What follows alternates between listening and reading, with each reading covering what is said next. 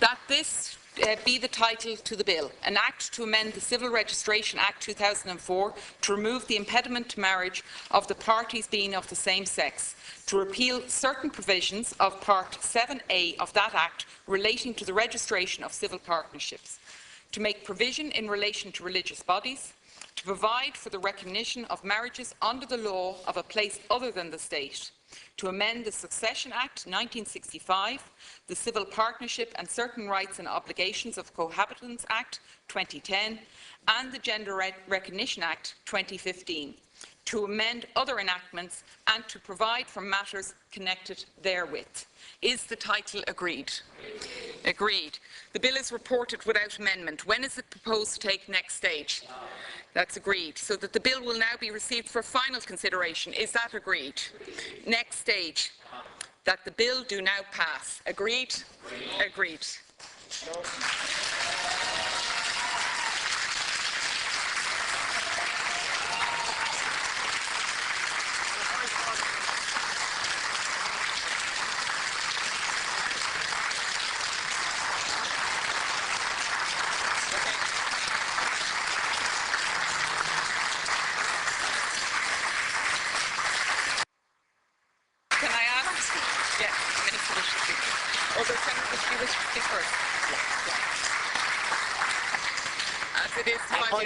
Yes, thank you. I ask for a point of order.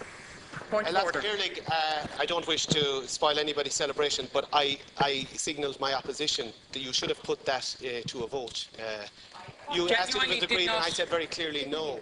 I did not hear it. Well, I apologise. I did not hear it. I just like to put that on the record. Okay. You know, it doesn't mean we want to be obstructive of anybody, but we have a democratic process. Yeah, you should have. I respect your right to put it on the record. I genuinely did not hear it. Minister. Thank you. Today the Senate has made history by passing the Marriage Bill 2015. When the President signs the bill into law, couples will have the right to marry without distinction as to their sex. Once this bill commences, those who married in other jurisdictions will have their marriages recognised. When I sign the order, they will go from being regarded as civil partners in Irish law to married couples. Soon thereafter, the first marriages of same-sex couples will take place. Soon we will have Christmas weddings of couples who thought that they might never be able to marry. So today is a joyous day. We have had our differences along the way, and passionate and diverging views have been expressed. Nonetheless, the referendum and this bill are a vindication, I'm sure everyone here would agree with me, of the democratic process. They demonstrate how democracy enables us to articulate, reconcile and respect diverging views.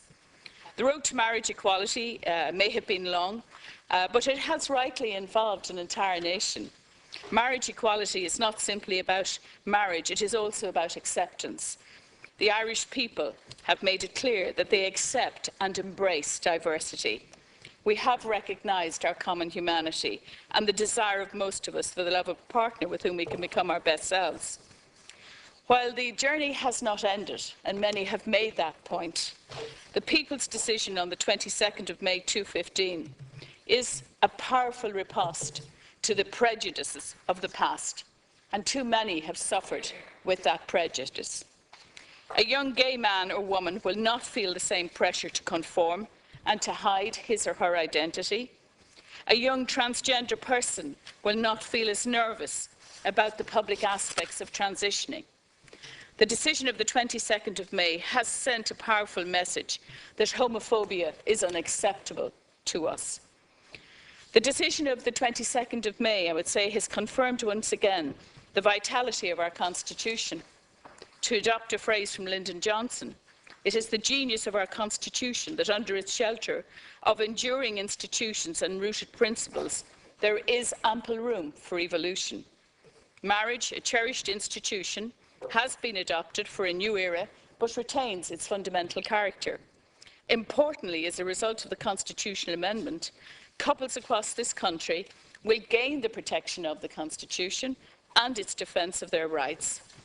I would say that on the 22nd of May 2015, the green jersey turned rainbow. Ireland, the first sovereign country to decide in favour of marriage equality by popular vote, decided decisively that the rights of the majority must also be extended to the minority. Headlines on papers across the world announced that Ireland had become a world leader on marriage equality. The audacity of what we have achieved resonated internationally. What a fine record for a people to be celebrated internationally for our respect for human rights. Over the next years, we will celebrate the heroism of our forefathers who secured the independence of our state. And I would like to take a moment today to celebrate the heroism of the lesbian, gay, bisexual and transgender people, of their families, friends and neighbours who changed the attitudes of a people. There is a heroism for the modern age, which is no less transformative in what it has achieved. And their achievements, too, will be retold with pride in the decades to come.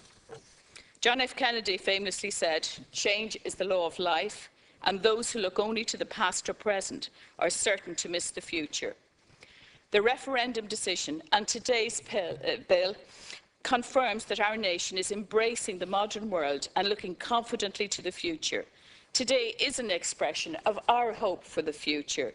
Today we can be proud that our nation has taken its place amongst the nations of the earth as a champion of marriage equality and of the rights of all our people. I'd like to thank all of the senators who spoke today and ensure the historic passing of this marriage bill, and to the people of Ireland who have made all this possible, I would say thank you. Thank you very much, senators. Thank you very